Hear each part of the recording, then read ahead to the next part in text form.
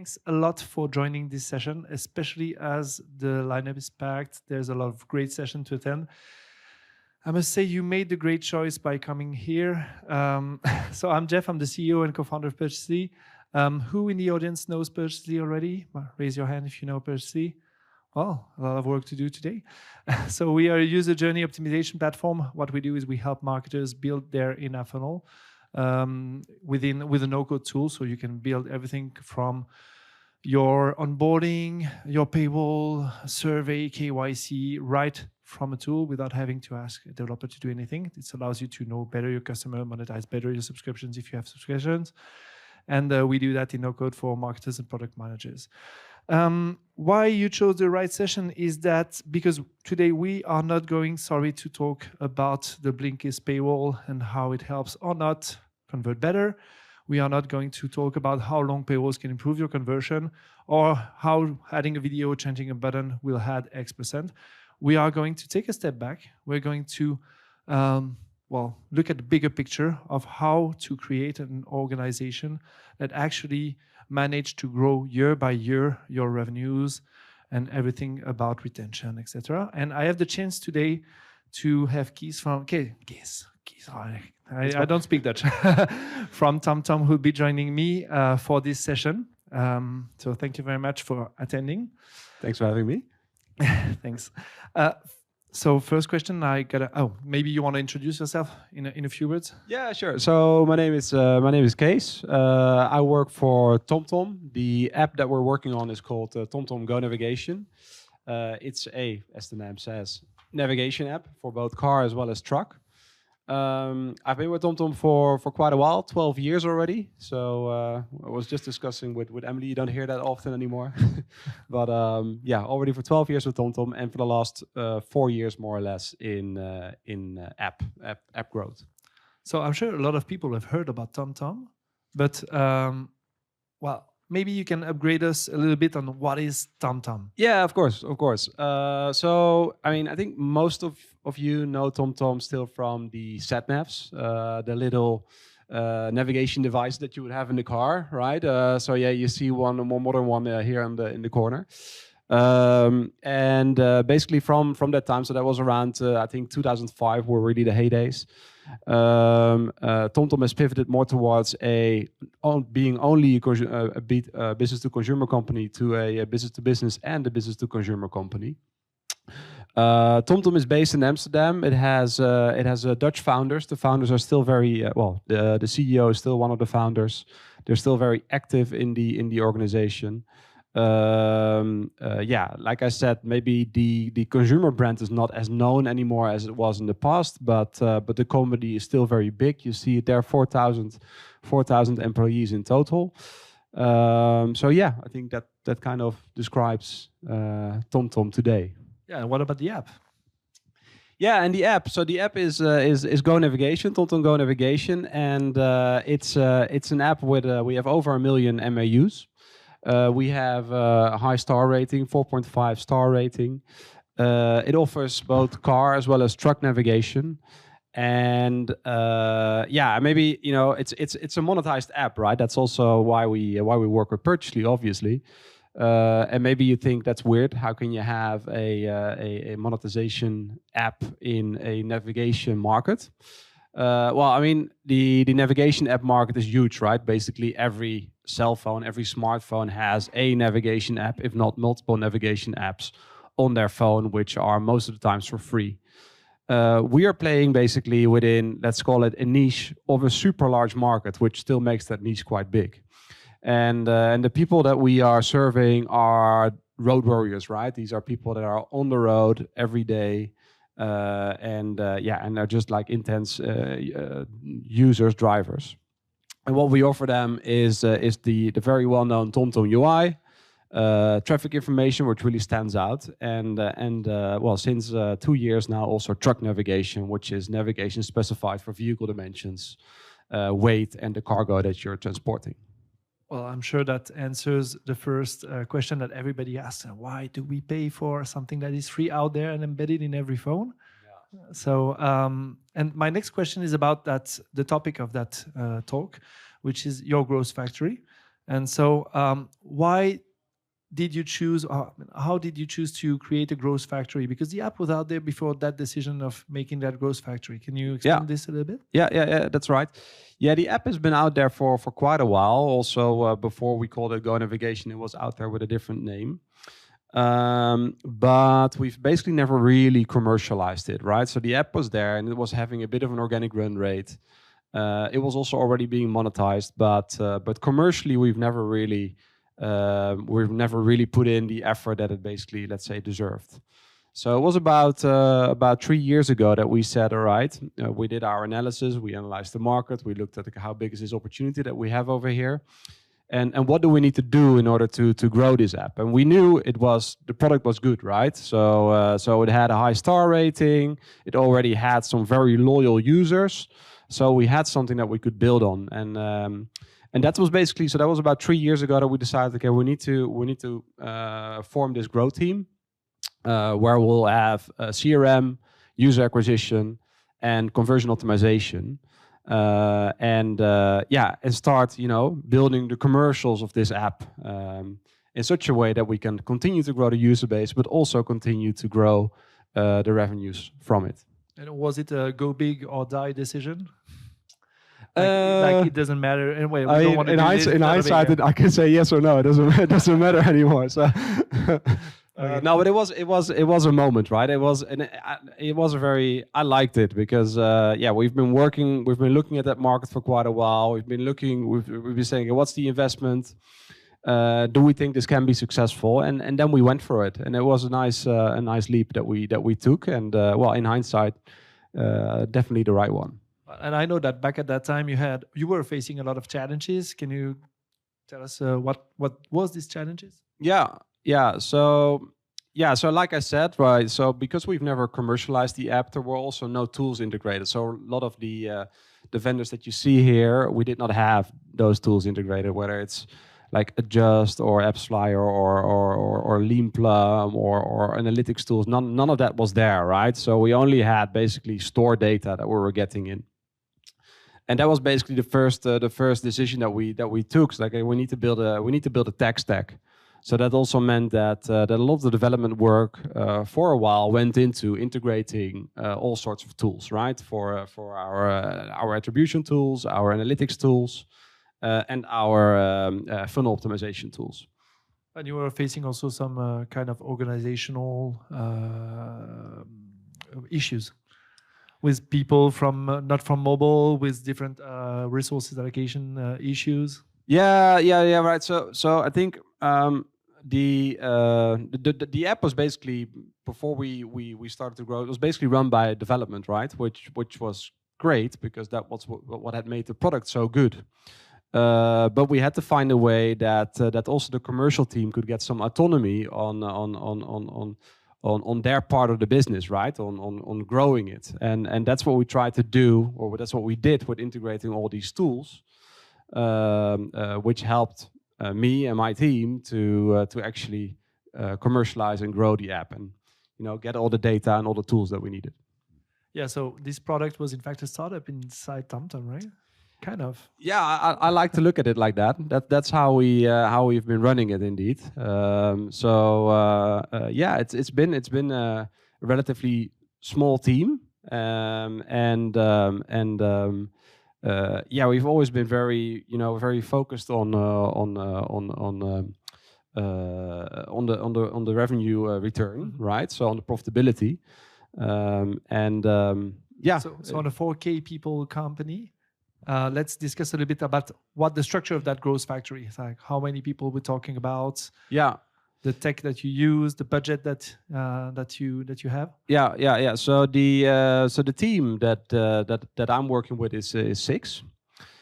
So we have basically 2 on acquisition, 2 on conversion optimization, and 2 people on CRM. Then we have marketing, which is basically supporting us for creatives and also organic.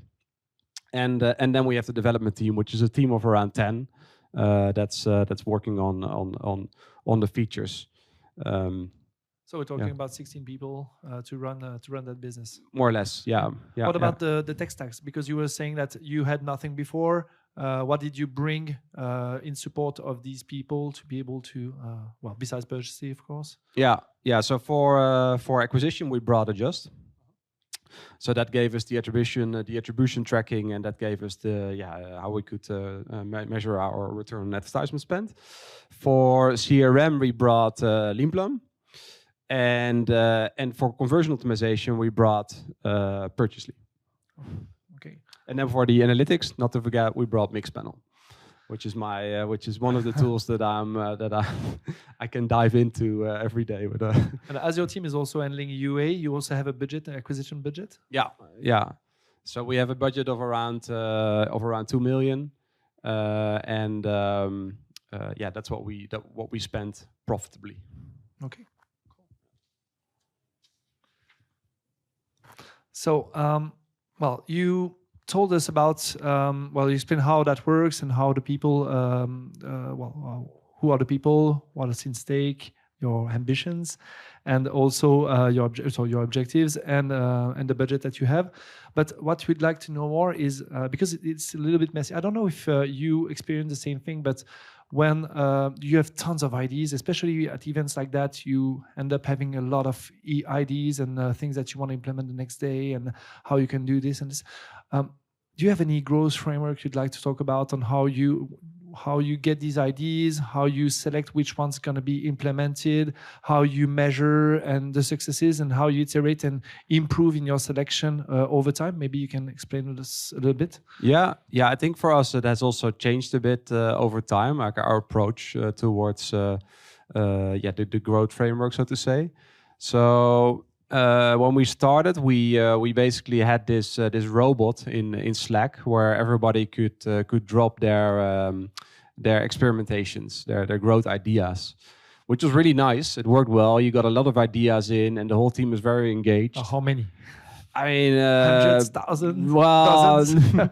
Not to that extent, but a lot. I mean, is that like the ID box in the office? Right, exactly. It's basically a digital ID box that we had. Okay. And it was really nice, right? So it worked well. We got some really good ideas from it, and especially for that phase, it was a perfect solution because we didn't have all the tools integrated yet, so we did not have all the data yet. So.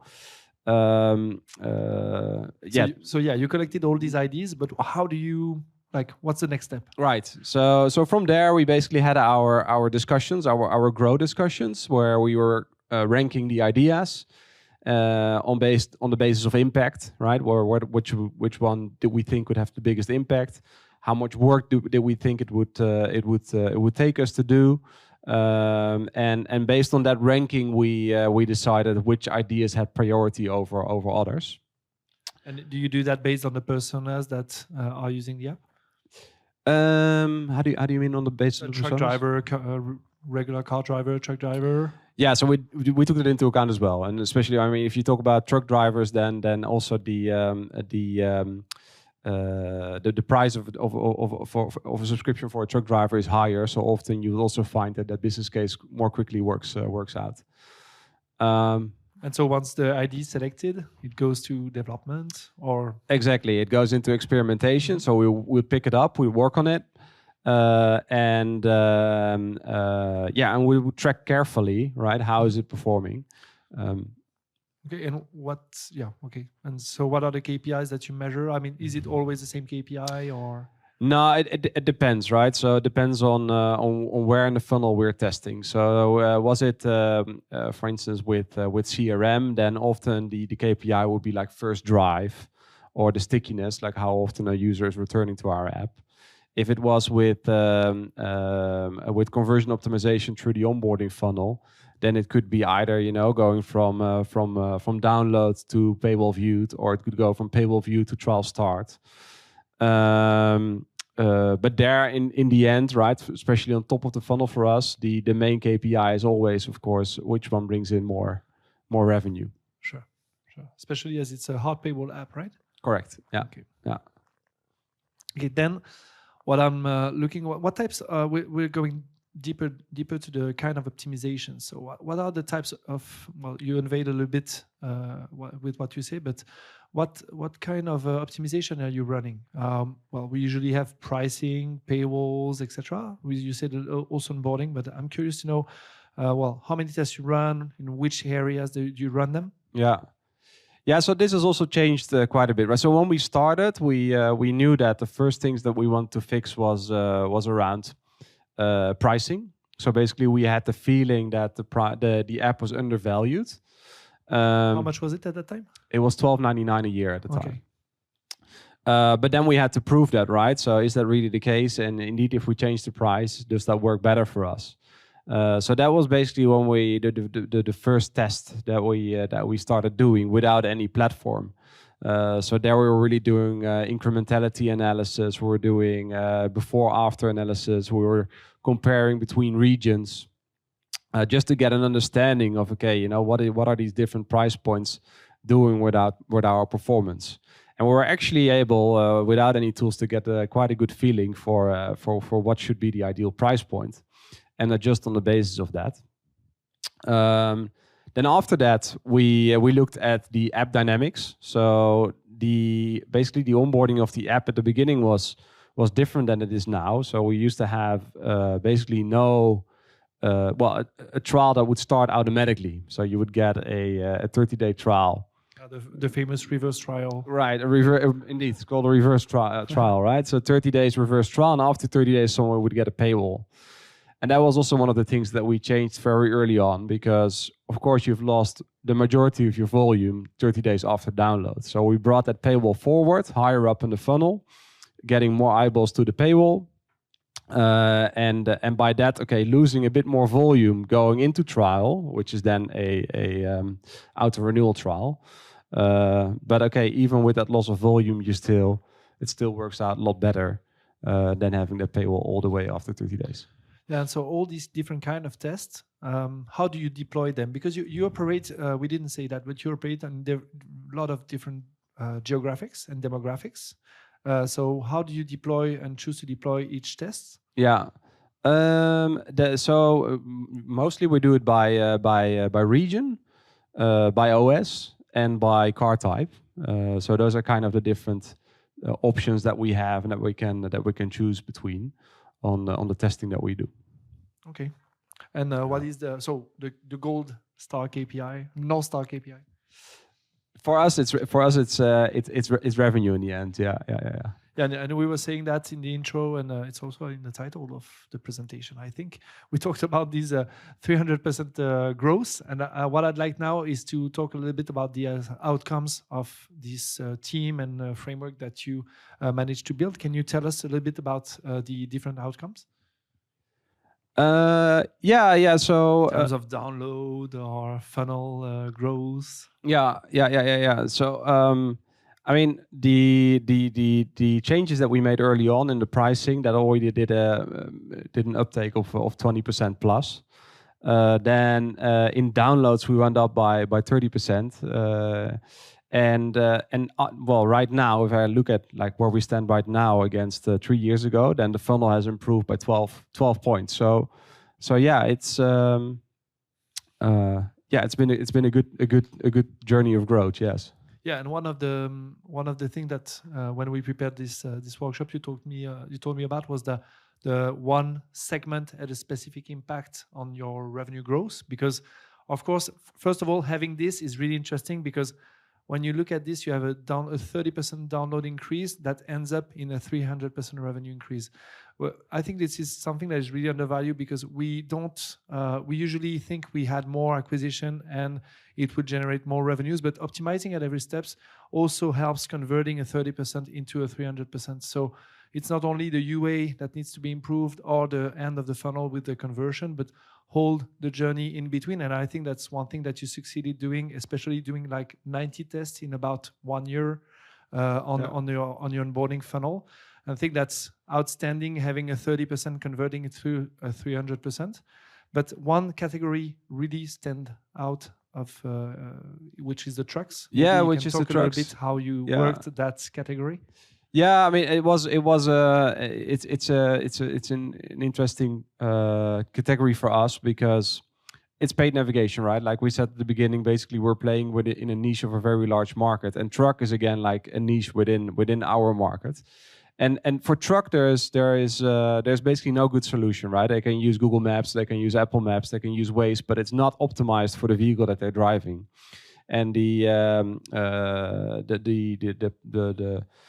subscription that we're giving them is optimized for truck driving. So they can enter their vehicle dimensions, they can enter the cargo, they can enter the weight, and based on that they get the routing, which is very important for the truck drivers, right? You can imagine that it's super annoying if you're on a road and you can't continue because of the truck that you're driving. So that worked really well for us, and I think that's also interesting, right? Because in the end, like all the optimization that we do, they're super important, and that they've brought us here. But you see that listening to your users, because this was feedback that was coming from our user base, is what's making like a real big difference, and then you can start optimizing again from there. If we just pause there, we now know better what was TomTom Go navigation app before you started at Growth Factory.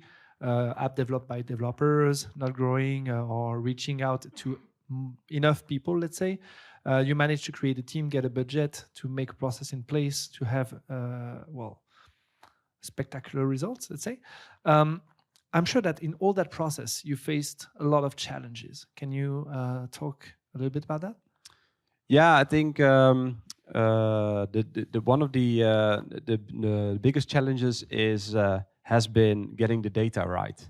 So you have all these tools, and they're giving us all those nice and great insights. But then if you start comparing between the tools, you very quickly get lost, and you're like, what are we actually looking at, and what is actually the performance that we're seeing here? And that has been a struggle, because we had like I said, right? We were using app figures, we're using Mixpanel, we're using Purchasely, and just trying to understand, okay, what are the exact definitions of the metrics that we're looking at over here? How do they compare from tool to tool? Because you can imagine, like CRM is optimizing everything based on the data from Leanplum, whereas then the growth team is optimizing against all the data that they're getting from Purchasely. But yeah, you do have to make sure that they go both in the same way.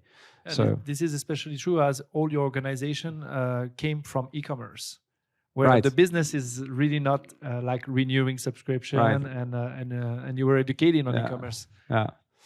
So yeah, I think one thing that really helped us is basically the growth model that we've built. So this gives us our run rate of the business, and it gives us our forecast of the business. We have mapped the full funnel, and we basically forecasted that for 2 years out. And we go through forecasting cycles every month. We look at, okay, how accurate was our forecast, where in the funnel were we off, and how come that we're off. And that gives us our absolute benchmark, right? So of course we do our tests, and we have our control groups and our variants. But this gives you that extra confirmation of okay, is this test that we're running, is it really outperforming the current business? And I think that has helped us in these challenges that we've had. Yeah, and you chose to purchase most of these technology bricks instead of developing them in-house. It was also a struggle, right? Yeah. I mean, like I said, like all the partners that we work with, it's all external. I think it works really well for us. I think it doesn't make sense to reinvent the wheel if you've got all these great companies here that have already invented and optimized those tools. So, yeah. Was maybe not in the company culture in the start, especially in a team that was only composed by developers who were doers. No, that's right. That's right. Yeah. That was also at some points those were discussions indeed. Like, why do we need them? Why do we need these tools? Is it really necessary? We can also do this ourselves because they're developers that like to build themselves, right? So, but I think now that we are 3 years out, everybody definitely understands the value. Yeah, I'm sure that's one of the lessons that you learned from all that process. Is there any other lessons you'd like to share with us? I think if you need some help. what was one that I put? Everything's scripted. I mean, failing on learning, like the fact that you were a testing organization already. There are some things that you were already that helps, like having the ability to test and fail without having to explain to those stakeholders. Yeah, it's normal to fail. And true. Yeah, and that's actually something that was already in our culture. Indeed, like we already had an experimental culture. So yeah, testing, winning and failing, that was all fine, I think. Although I have to say that all the way in the beginning, also that for the developers was sometimes difficult, right? Which you can imagine, because they have been running the business for quite some time. Then we come in and we break things, and they're like, "What did you guys do?" Right? Then after that, we fix them again, and the growth happens, and everything is fine. But yeah. And what about the UA? Because same, you came from e-commerce, and it's a brand new channel, new tools, etc. What was your learnings on UA? So on UA, I think the first learning was right. Also here, getting the data right, getting the adjust implementation right. Once we had that right, we started scaling. And at the beginning, we were a little bit cautious. And I think we're actually a bit too cautious, right? Because at some point you just need to take a leap and try things out and spend a bit of money and get the data in and then optimize from there. So I think like we started scaling in 2021, which was actually a really good year, I think, for everyone in acquisition. And now it has become tougher, but okay, we're super close to the data, so we can manage the budget in a profitable way. Yeah, and there is one story that I loved because we were following all that path, because we were one of the first vendor that joined this adventure, and we were really happy for that, and we helped you on a lot of different steps. But this is a concern for a lot of our customers. When you have a free app that turns into freemium, you are always scared to make people pay. And because you don't want a bad grades, you have that 5-star grades. Of course, you're delivering great product for free to everybody, but at some point you're gonna make them pay. And it can be also another step where you're seeing a lot of your free customers using that feature, and you want to reduce the free usage and turn it into your subscription, turn part of it into a subscription to value your subscription. It's part of the game at the end. And every app founder, startup founder that I saw going through this is very scared about doing these kind of things. And I know that you've been testing a lot of things, and most of the time it was okay, but you also had a bad a press backfire or something like that. Yeah, with press, yes. Now this was when we were testing pricing, and we took it a bit too far, and that went viral, so to say, on blogs, right? So I was saying TomTom raised the prices. So that was a bit of a stretch that we did there, but yeah, I think that's also part of it, and then you have to manage it, and in the end we got the data, so that's what we told everyone. We have the data, so now we fixed it. And how it affected your grades or the rating, your ratings, or? It was okay. It was okay, actually. Okay, it was okay. I mean, we had to do a statement, right? So and of course you feel it for a bit, but literally I would say a couple of days. Couple of days. Okay, so, that's fine. Yeah. So we could manage. Yeah. Okay, so that's part of the learnings. But I think that was also because it was testing before we had all these great tools, right? And right now when we test with Purchasely, it is much more controlled, and you have a lot less risk of running into these kind of issues. Okay, what doesn't kill you makes you stronger. That's it. Yeah. So that was about where you are today. So you managed to make a lot of growth, but we could all guess that at some point it will like stop or slow down, etc. How do you make sure that these results through this process will continue delivering value and like sustainable growth over time? Yeah, so I think one of the things that's important is this growth model that I already mentioned. So you need to be able to look ahead, right? You need to have your estimates of what the future is going to bring. But that's really important, right? So that tells me, okay, what's next year going to be like? What's the year after going to be like? And it's a subscription business. You have your retention data, you have your acquisition data, so it is highly forecastable. So I think that's number one. That's important. Then the moment you see it slowing down, you need to understand, okay, why is that, right? Is it because of your acquisition? Is it because of your retention? And what are the users telling you? So be close to the reviews, be close to customer care, the feedback that you get from your users, and then build towards the next thing, I would say. And the next thing is something revolutionary, or we're working on it at the moment. So I can't tell you much about it, but the next thing is coming. Yes. Excellent. I think I'd like to pause right now, and this is the end of the overall framework. And now we have a little time left for different deep dive into different questions, but. Before we do into different aspects, but before we do that, I'd like to ask if any one of you has a specific question before we get into some topics. And at the end, the last slides we'll have a QR code for downloading everything. So if you skipped some, you'll have the chance to download the deck. Maybe you can. Do you have anything to say about this price elasticity? Yeah, so this is like a super high level summary of the first test, the price testing that we did, right? So we looked at the download to paid ratio basically, and the price point, and based on, you see, right, the moment you start increasing the price point, your download to paid ratio comes down.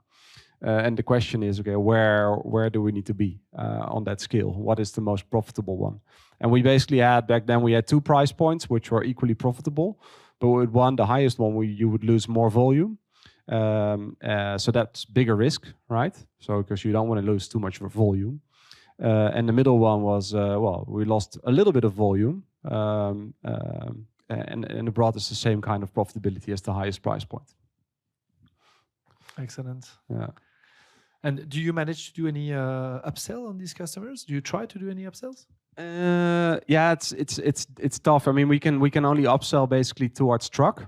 So that, yes, we did. On duration, obviously. maybe? On duration? Duration, we have a very healthy mix, actually. So we have like 90% of our users are going into the yearly plan. So that's from the beginning already 90. Optimized. Yeah. Family plan, we do upsell to family plan. But yeah, that's kind of the upsells that we make. Okay, excellent. I have a lot of different things I can say. Of course, we started this. You started the Growth Factory, saying that you were needing for autonomy to test things and move the needle pretty fast. You were stressed under the development time for each and everything, and you were really conscious about the resource allocation. And also, you didn't have any mobile experience advertising. How did Purchasely help in that way? Yeah, in a great way. So like I said, so we did not have autonomy over our onboarding flow. We did not have autonomy over our paywall, not over the subscriptions that we were selling on that paywall. None of that, right? It was all with development. And the problem is that if you then want to optimize, you have to go through the development cycles. So we'd had to discuss it with the development team, then they had to code, then it had to go to QA, then it had to go to the release cycles, and it was all way too complex and too lengthy in order to actually improve our conversions, improve our subscription mix, or what have you. And with Purchasely, we've been able to basically, own that whole onboarding experience, paywall experience, and the subscriptions that we're selling. And it made a huge difference for us because now you have basically the commercials of the app are also with the commercial team. So yeah, I think that was a huge leap forward that we took.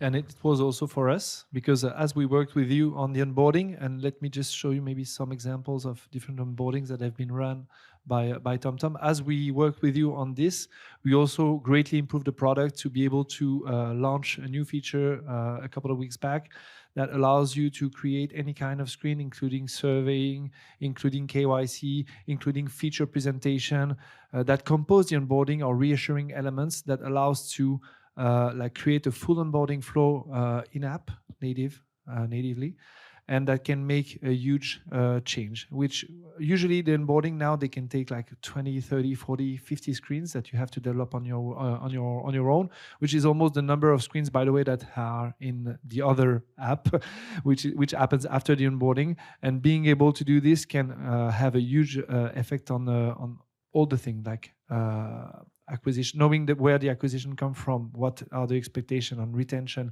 and of course on conversion. Maybe we can just discuss this example of yours. Yeah. No, sure. Yeah. So I think that the top one is one where we wanted. So the issue that we had, what we found was that users were not spending enough time in our onboarding flow. So we were like, if the user is not spending time in the onboarding flow, what's the purpose, right? So we need to find a way how we can make sure that the user spends more time in what for? In the onboarding flow. Why spending time in the onboarding Well, flow? because it's a window to showcase your app, right? Before somebody is actually subscribed. So that's why you want the user to spend time over there. So that's why you want to have an increased time spent. And then one of the ideas that we had in order to make sure that a user would spend more time in the app was bringing in some interaction, right? Which is what you see in the top flow, where you can choose yes or no on a couple of the features that we offer. And that worked, right? So what you saw is that indeed the time spent in the onboarding flow increases without basically losing volume from downloads to paywall viewed. So that was already a win. That's basically on the top flow. And is there any? I think there's another experiment. I swore in the beginning of that presentation we wouldn't be speaking about the Blinkist paywall, but sorry, I have a Blinkist paywall. No offense. And I think there's another option that you experience here with different toggles. Yeah. So same concept, but then indeed with a toggle. So yeah, you can basically toggle on, toggle off, and then you continue to the. And do you have an increase in retention that you measured, and in conversion also? No, so conversion is basically flat, but the conversion is higher from basically onboarding flow start to paywall viewed. When you're talking about like a 95% conversion or so, it's super high. So yeah.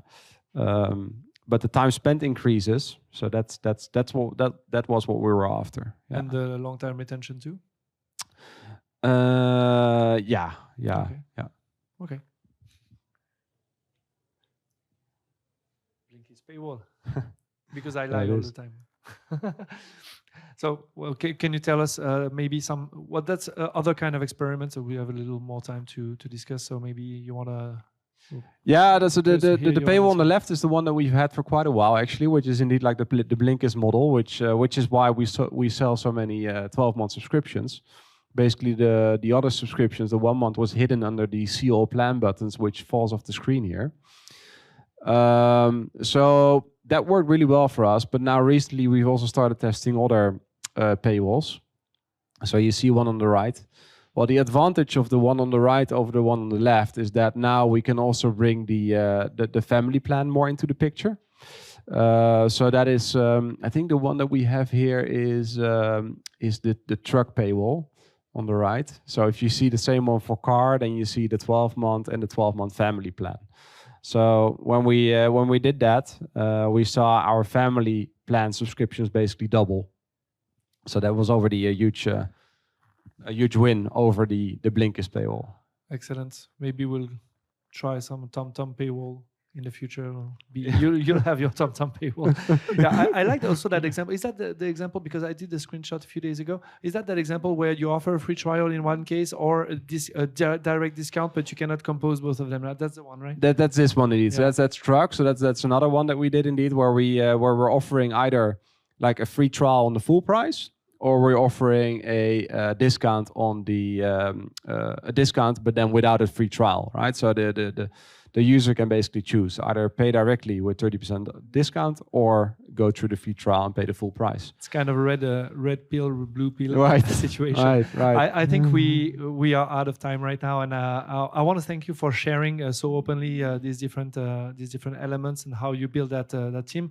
I think we can do the same kind of session in 2 or 3 years and see where you are 6 years after. Thanks you very much. Thank you very much for attending. You can download the slides of the presentation here.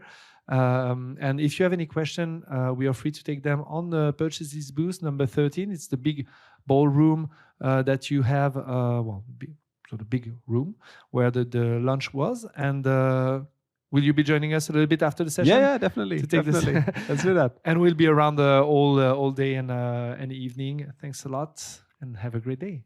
Thank you.